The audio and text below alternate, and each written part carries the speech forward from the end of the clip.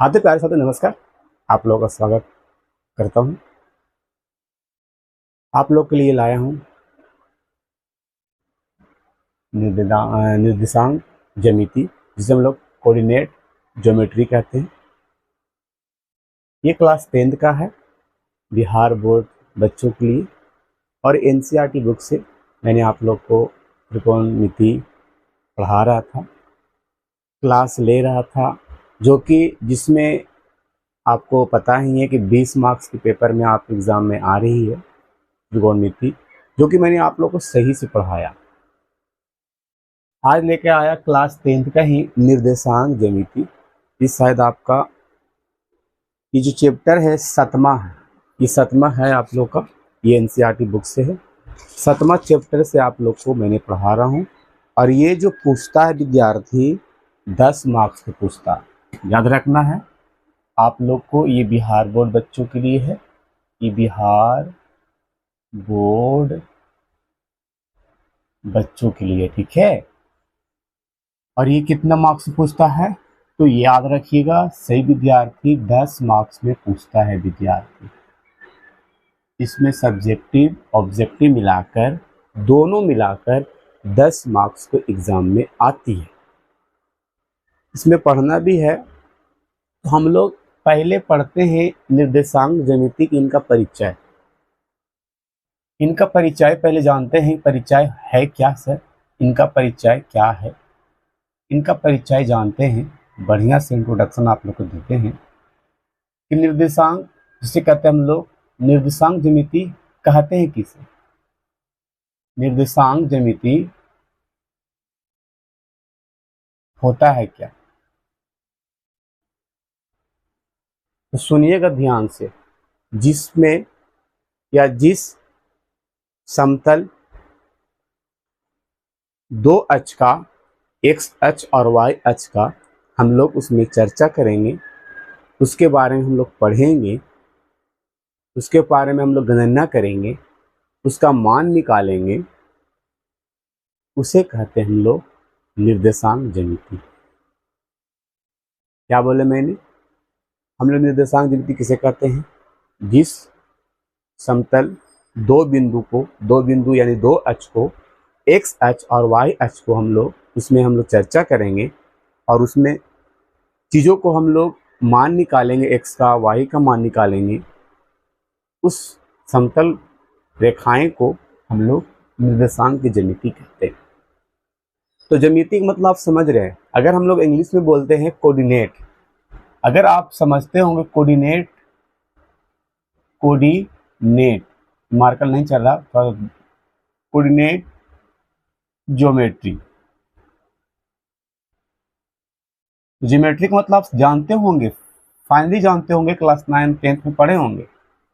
10th में अब तो पढ़ रहे हैं, लेकिन 9th में पढ़े होंगे ज्योमेट्री के बारे में। जो हम लोग कंट्रैक्शन करते हैं ज्योमेट्री कहते हैं, ज्यामिति कहते हैं। लेकिन इसमें भी फिगर से ही रिलेटेड हो, जिसमें हम लोग इसमें मध्य बिंदु का बात करेंगे, मूल बिंदु की बात करेंगे, बीच की दूरी निकालेंगे, केंद्रक निकालेंगे त्रिभुज का, अंतः केंद्रक निकालेंगे, फिर त्रिभुज का हम लोग क्षेत्रफल निकालेंगे, फिर हम लोग निकालते अंतः बिंदु का विभाजन, अंतः बिंदु का मान निकालेंगे हम लोग, फिर निकालेंगे बाहरी विभाजन का सूत्र के द्वारा हम लोग निकालेंगे मान उसमें। तो ये जितना भी हम लोग बातें किए हैं, जो हम लोग पढ़ेंगे, उसी को तो कहते हैं हम लोग निर्देशांक ज्यामिति। इंग्लिश में कहते हैं हम लोग कोऑर्डिनेट ज्योमेट्री। तो क्या समझ में आया कोऑर्डिनेट ज्योमेट्री किसे कहते हैं? सभी को समझ में आ गया होगा मेरे हिसाब से। चलिए, तो आप लोग को कोऑर्डिनेट ज्योमेट्री का मतलब हमने समझा दिया कि क्या है सर। चलिए, और आगे हम लोग बात करते हैं, ठीक है। देखिए, मैं फिगर ड्रॉ कर रहा हूं, ध्यान से सुनिएगा और देखिएगा।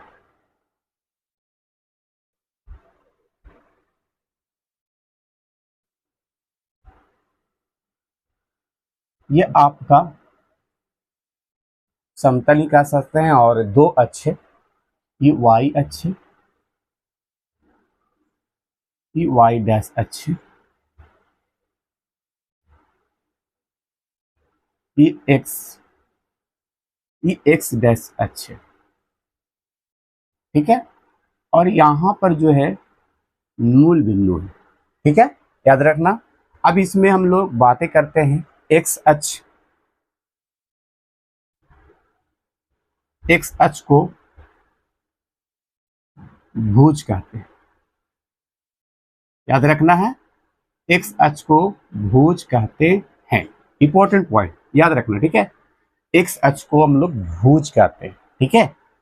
दूसरा, वाई अक्ष को, वाई अक्ष को, वाई अक्ष को कोटि कहते हैं। क्या कहते हैं? एग्जाम में पूछेगा विद्यार्थी, एक्स अक्ष को क्या कहते हैं? हम लोग भुज कहते हैं। वाई अक्ष को क्या कहते हैं?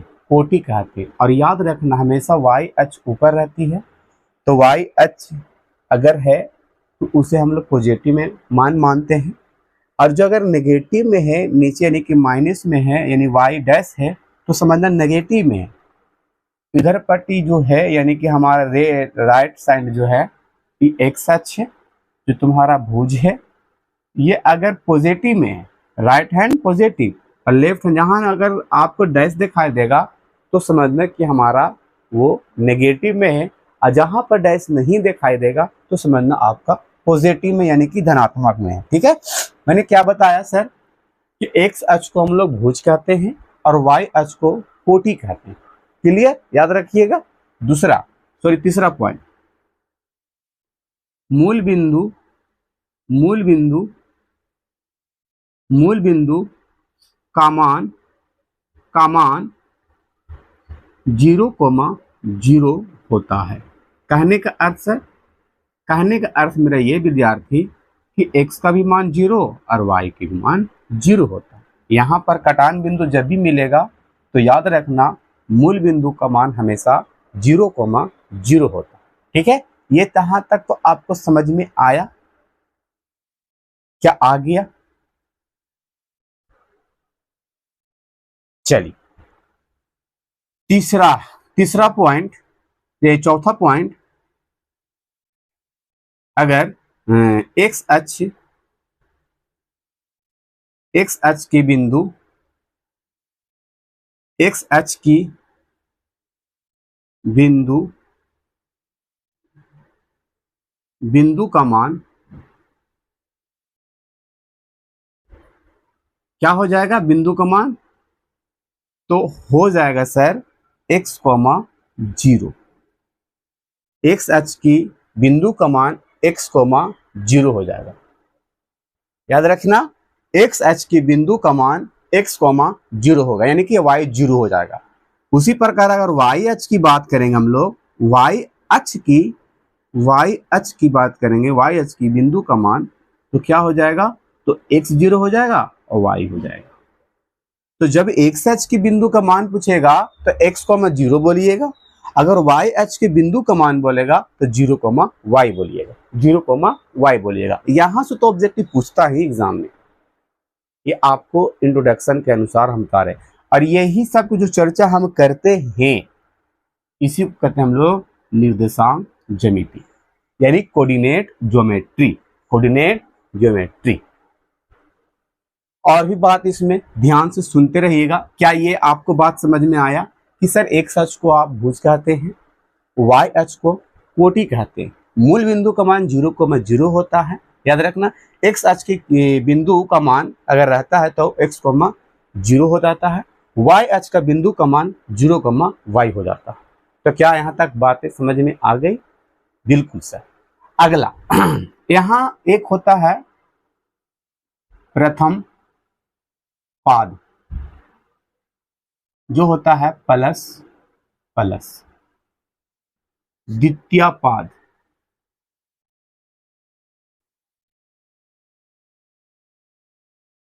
ये होता है माइनस प्लस, ये होता है आपका तृतीय पाद। पाद का मतलब होता है स्थान, ठीक है, याद रखना, माइनस माइनस, ठीक है। और ये जो हो जाता है प्लस माइनस, जो हो जाता है आपका चतुर्थ पाद, चतुर्थ पाद। और चारों पाद को मिलाने को, यानी कि चार पादों की समूहों को चतुर्थांश कहा जाता है। एग्जाम में आएगा, चार पदों को समूहों को क्या कहा जाता है? चतुर्थांश कहा जाता है। ठीक है, मैंने बताया कि प्रथम पाद होता है का मान प्लस प्लस, याद रखना है, प्रथम पाद का प्लस प्लस होती है सर उसका मान। एग्जाम में तो यहां से तो एग्जाम में पूछेगा, 2 मार्क्स को हम दिमाग में रख ही लीजिए आप लोग कि 2 मार्क्स यहां से एग्जाम में आ रही है, ये फिक्स है। द्वितीय पाद में क्या होती है सर? माइनस प्लस होती है। द्वितीय पाद में क्या होती है? माइनस प्लस होती है। तृतीय पाद में माइनस माइनस होती है मान। ठीक है, चतुर्थ पाद में प्लस माइनस होती है। और ये चारों पादों को मिलाने को एक कहते हैं हम लोग चतुर्थांश। अब हम आप लोग से पूछ रहे हैं यहां से क्वेश्चन, ठीक है, इसमें से पूछ रहे हैं क्वेश्चन। एग्जाम में आता है, क्वेश्चन देता है इस प्रकार की, क्वेश्चन नंबर पहले दे देगा कि 2 - 2 की +2 - 2 किस पाद पर स्थित है? आपको देगा ऑप्शन में ए में रहेगा प्रथम पाद, बी में रहेगा आपको द्वितीय पाद,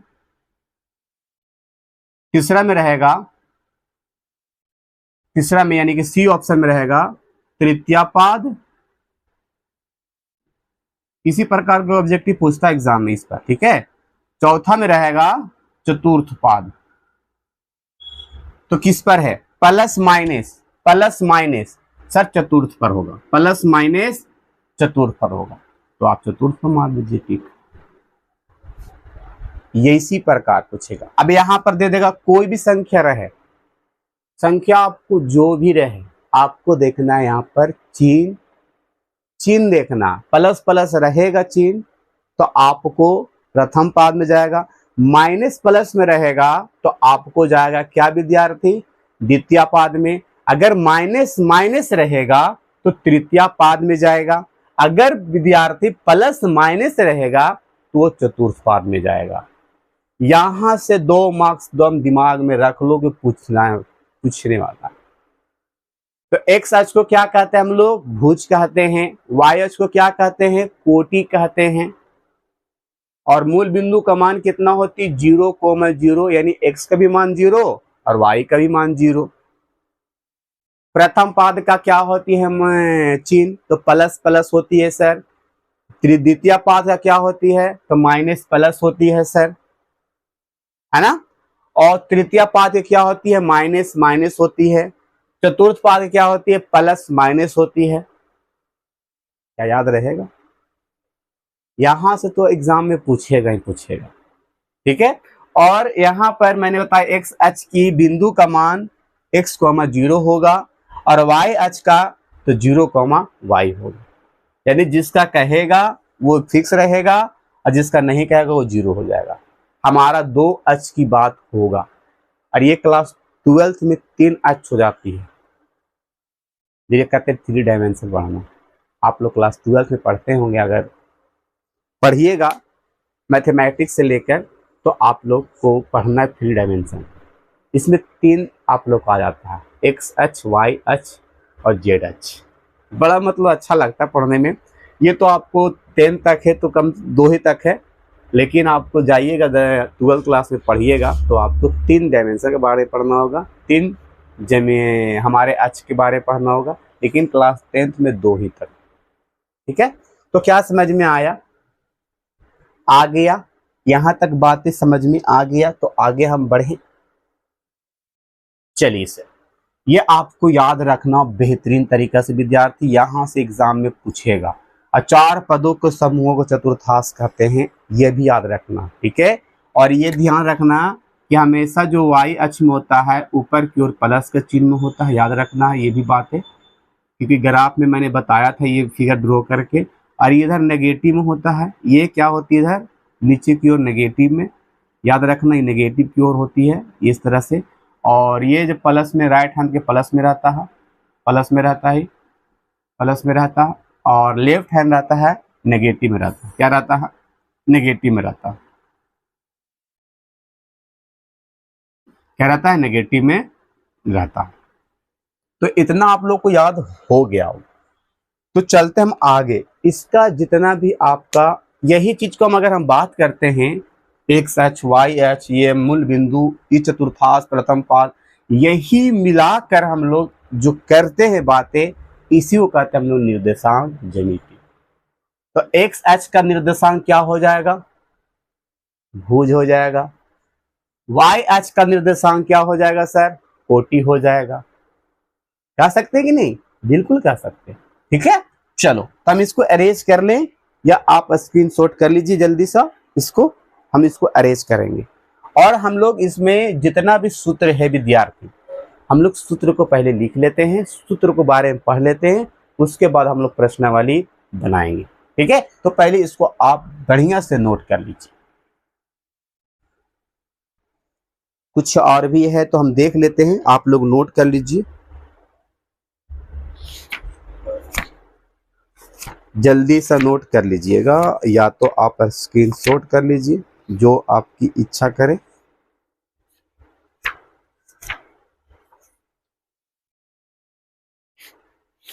देख लेता हूं, अगर और भी कुछ बातें होगा तो हम आप लोग के बीच रखेंगे, नहीं होगा तो नहीं रखेंगे, है ना।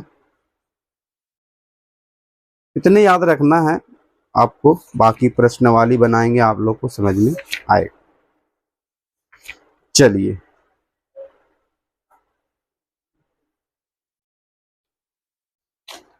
हाँ, एरेज करते हैं हम लोग इसको।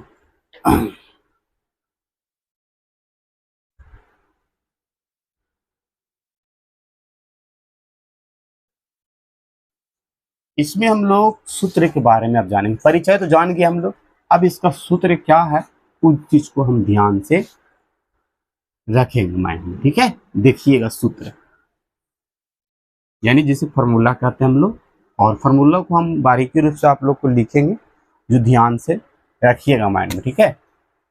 चलिए फॉर्मूला,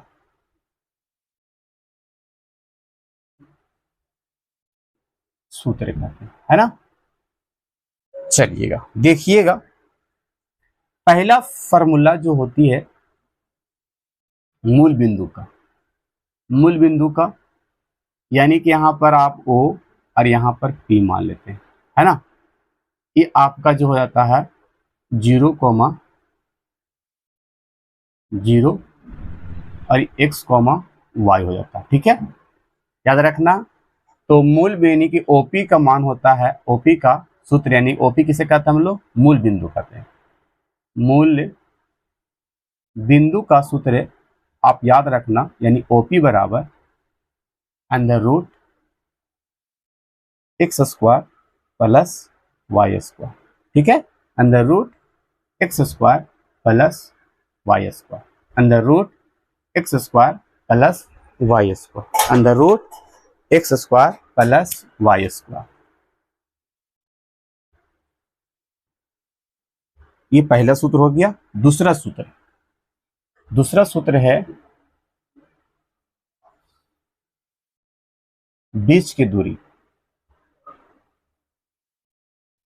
ये ए बिंदु और ये बिंदु बी, और यहां से बीच की दूरी इसकी जो है, इसका आप निकालना। इसको हम लोग एक्स वाई मान लेते हैं, x1 और y1, ए बिंदु को, और बी बिंदु को मान लेते हैं y x1, तो इसको x2, और इसको x2, तो इसको y2 मान लेते हैं, ठीक है। चलिए, यानी कि बीच की दूरी, बीच की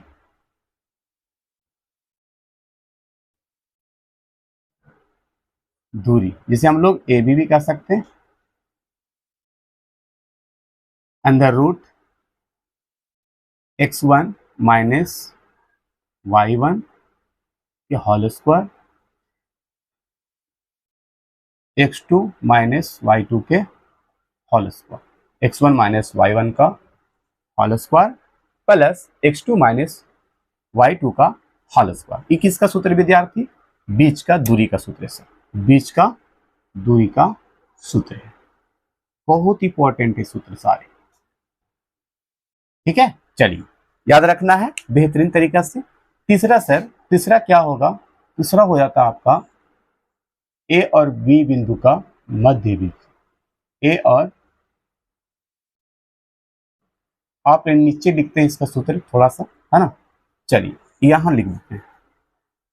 तीसरा सूत्र है यहां पर आपका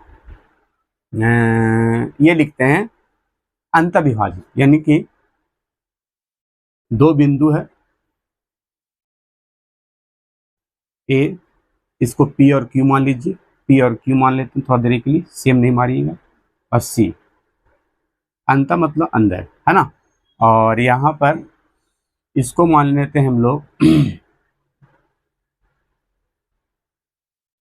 x1 और y1 और x2 और ये y2। इसको m1 यानी अनुपात का सूत्र है। क्या है? अनुपात का,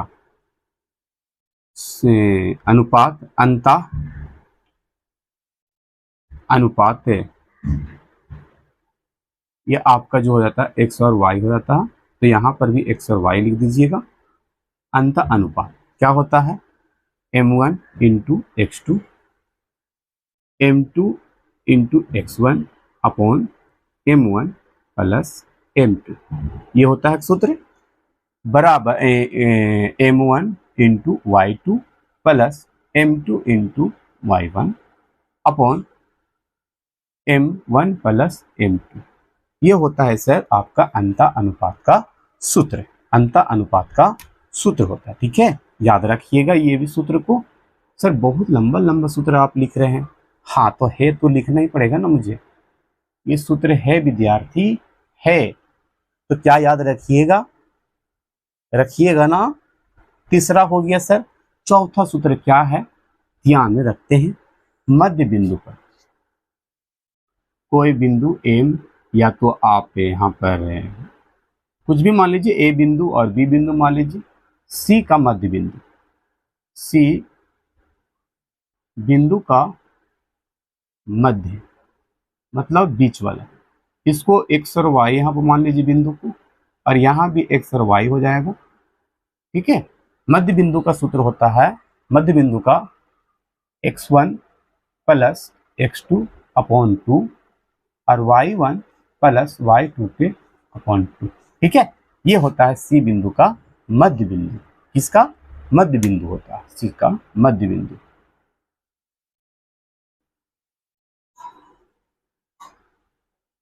ये चार सूत्र अभी मैंने लिखा, और भी सूत्र है विद्यार्थी जो कि लिखेंगे, ठीक है। चलिए ये चार सूत्र हो गया, मैं फिगर से ड्रॉ करके बता रहा हूं इसीलिए आप लोगों को समझ में आ जाए। पांचवा सूत्र है त्रिभुज का केंद्रक का सूत्र। त्रिभुज है, त्रिभुज का केंद्रक का सूत्र है, ठीक है। केंद्रक का मान यहाँ पे मान लेते हैं एक्स और वाई, ठीक है। ये ओ है, इसको पी मान लीजिए आप, या क्यू मान लीजिए, आर मान लीजिए त्रिभुज का, है ना। तो यहाँ पर लिखिएगा मेरे हिसाब से स्पेस मिल नहीं रहा होगा यहाँ पर, तो हम लिखने का प्रयास करेंगे। त्रिभुज के केंद्रक, इसको x1 y1 x2 y2 x3 y3, x3 इसको y3 मानेंगे, ठीक है विद्यार्थी। चलिए लिखेंगे इसका सूत्र क्या होता, x1 plus x2 plus x3 upon 3, त्रिभुज का केंद्रक का सूत्र है, याद रखना है। Plus comma y1 plus y2 plus y3 upon 3 ये त्रिभुज का केंद्रक का सूत्र हो गया। त्रिभुज का केंद्रक का सूत्र हो गया। क्या याद रहेगा? 5 सूत्र आपको मैंने दिया भी, तो 5 सूत्र आपको अभी माइंड में रखिए और इसको अभी नोट कर लीजिए फटाफट, जल्दी जल्दी कर लीजिए, क्योंकि अभी अरेज करेंगे और नेक्स्ट मैंने लिखूंगा फॉर्मूला एक अंतः केंद्र का है, और अंतः केंद्र का, हाँ अंतः केंद्र का मैंने अभी लिखूंगा। जल्दी कर लीजिए थोड़ा सा, आपको याद रखना है मूल बिंदु का सूत्र x under root x square plus y square होता है। बीच की दूरी का याद रखना है under root x one minus y one plus x two minus y two के होल स्क्वायर। ठीक है, आपको रखना है तीसरा किस पर, अंतः अनुपात का सूत्र पर, त्रिभुज का बिंदु वाला, तो m1 into x two plus m2 into x one upon m1 plus m2। इसको इस प्रकार पढ़ के हम लोग याद रखेंगे, comma m1 into y two plus m2 into y one upon m1 plus m2। ठीक है, याद रखना। पांचवा सूत्र है आपका, चौथा सूत्र है त्रिभुज यानी कि सी बिंदु का मध्य बिंदु है ना, मध्य का, तो x1 plus x2 upon 2 comma y1 plus y2 upon 2 याद रखना है। और पांचवा आप लोग को त्रिभुज का केंद्र का सूत्र है x1 plus x2 plus x3 upon 3 comma y1 plus y2 plus y3 upon 3। ये सारे सूत्र भी एग्जाम में पूछ देते एग्जाम में, तो आप लोग को याद रखना बेहतरीन तरीका से है विद्यार्थी। चले आगे, चलिए विद्यार्थी हम लोग आगे की ओर मूव करते हैं। और इस पर हम लोग एक और भी सूत्र है मैं आपको लिख दूंगा, और एक आध वो प्रश्न भी मैं आप लोग बना कर दिखाऊंगा। ठीक है, देखिएगा, इसे याद रखिएगा, बेहतरीन तरीका से आप याद रखिएगा। छठा फॉर्मूला ऊपर लिख दूं, हाँ लिख दीजिए सर। छठा फॉर्मूला याद रखना विद्यार्थी आप लोग को, त्रिभुज के अंतः केंद्रक। ठीक है, क्या होती है, a x one plus b x two plus c x three upon a plus b plus c होती है, comma a y one plus b y two plus c y three upon a plus b plus c. याद रखना, एक last है सूत्र, इसमें 7 सूत्र है, मैक्सिमम 7 सूत्र है विद्यार्थी। एक लास्ट सूत्र है जो लास्ट चैप्टर में बताएंगे, लास्ट चैप्टर में बढ़ाएंगे, वो सूत्र को लिखाएंगे। लास्ट चैप्टर है तो लास्ट में बताएंगे। त्रिभुज का है क्षेत्रफल, जो कि आपको लास्ट है उसको लास्ट में ही बताएंगे तो ज़्यादा बेटर करेगा, आपको समझ में भी आएगा कहाँ पर कौन सा सूत्र उपयोग करेंगे, कहाँ पर सूत्र कौन सा लग रहा है वो भी मैं आपको बताऊंगा। ठीक है, चलिए तो इसको हम अरेंज करें, हाँ सर अरेंज करते हैं। और एक दो क्वेश्चन हम सोल्व भी करके आपको दिखाते विद्यार्थी किस तरह से हम लोग इसको बनाते हैं। ठीक है, तो चलिए हम लोग इसको अरेंज करते हैं। याद रखना, आप इसको दिमाग में बढ़िया से आप सेटिंग कर लीजिए, किस प्रकार हमको याद रखना है, ये सारे सूत्र इंपॉर्टेंट है। ठीक है विद्यार्थी, चलिए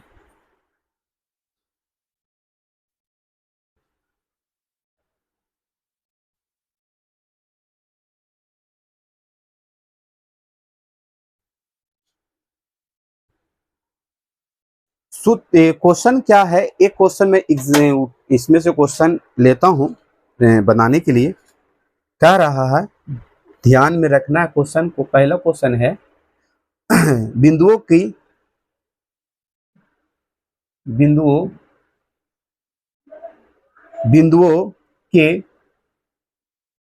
निम्न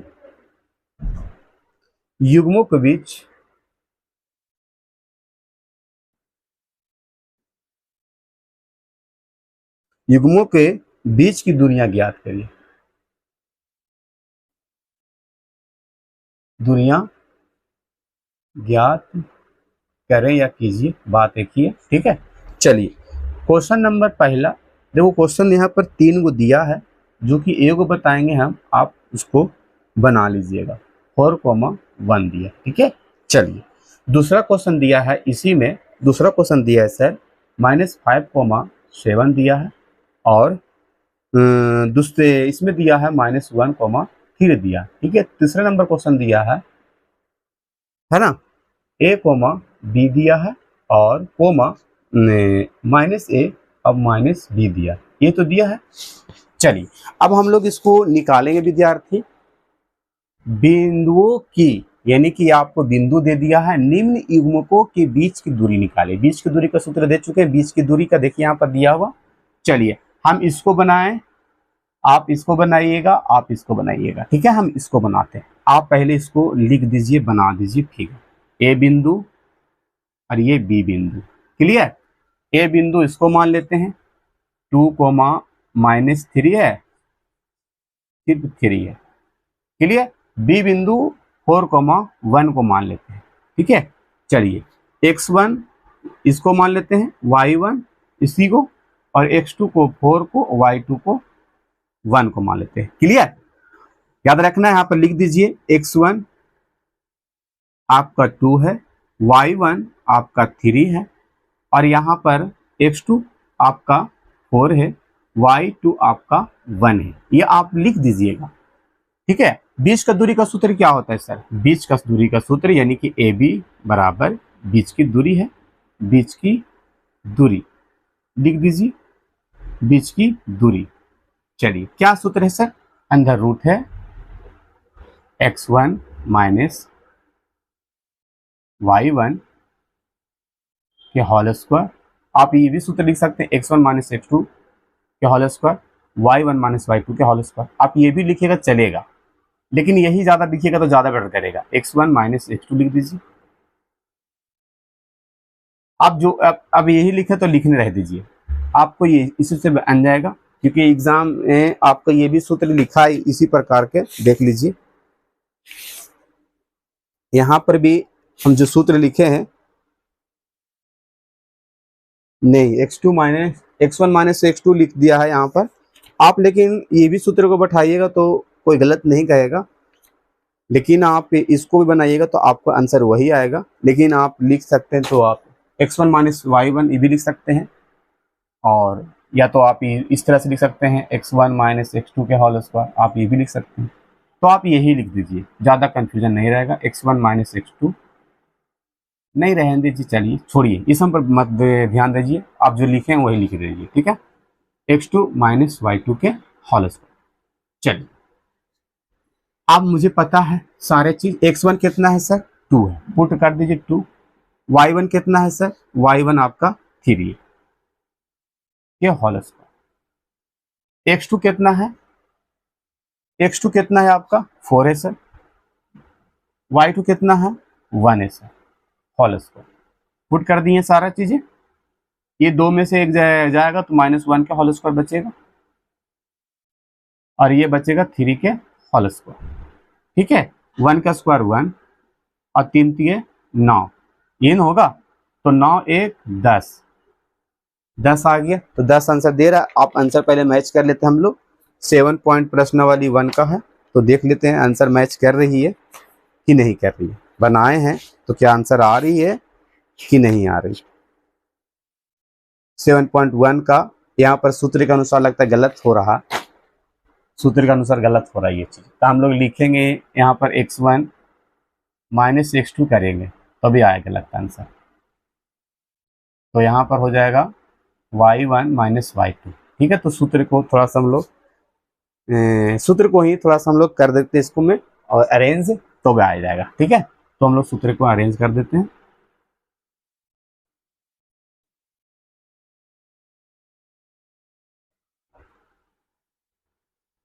under root x1 minus x2 के whole square plus y1 minus y2 के होल स्क्वायर। इसी सूत्र को याद रखिएगा विद्यार्थी, ठीक है।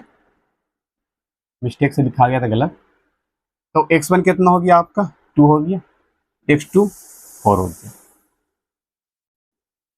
y1 कितना हो गया? y1 आपका 3 हो गया, और y2 कितना हो गया? आपका 1 हो गया। तो पुट कर लीजिए, अब आंसर आ जाएगा, आप चिंता मत करिएगा। -2 के होल स्क्वायर, ये आपका 2 के होल स्क्वायर, ठीक है। तो आपको याद रखना यही होगा। 4 4 8, 8 का वर्गमूल कितना होता है? तो 2√2 होता है। ठीक है, ये आपका आ जाएगा बीच की दूरी का आंसर, यानी कि आप जो इस माने हैं यहाँ पर 2√2 हो जाएगा यहाँ से इसका आंसर। तो आप याद रखना x1 माइनस x2 के whole square plus y1 minus y2 के होल स्क्वायर रखना। ठीक है विद्यार्थी, चलिए तो इस पर आपको क्वेश्चन कई है जो आप बनाइएगा, और नेक्स्ट क्लास में आपको ये सूत्र प्रश्न वाले 7.1 आपको हम समाप्त करेंगे, यानी कि कल के क्लास में आपको हम समाप्त करके लाएंगे, और फिर हम लोग नेक्स्ट पढ़ेंगे 7.2 7.3 आपको समाप्त करेंगे, फिर हम लोग इसी प्रकार इसको हम खत्म करेंगे पूरा बुक को, है ना। तो आज के लिए इतने रखते विद्यार्थी, सभी को बाय, और क्लास को शेयर करिएगा। वीडियो अच्छा लग रहा है या अच्छा लगी है तो कमेंट करके ज़रूर बताइएगा, और नए हैं तो चैनल को भी सब्सक्राइब कर लीजिएगा, क्योंकि आपको भी मेहनत हम करते हैं। आपका एक लाइक एक सब्सक्राइब हमारा हौसला बढ़ाता और सही से पढ़ाने का भी ज़्यादा उत्साहित करता कि हाँ इस प्रकार की। और आप लोग को दही वाला मगम्मा आप लोग का हिंदी क्लास का बहुत ही शानदार क्लास था, जो आप लोग बहुत प्यार दे रहे हैं उस पर, तो आप लोग इस जाकर उसको देखिए, बहुत अच्छा से समझाया गया, क्या कहानी है आपको समझ में आ जाएगा। तो लव यू सबको, बाय।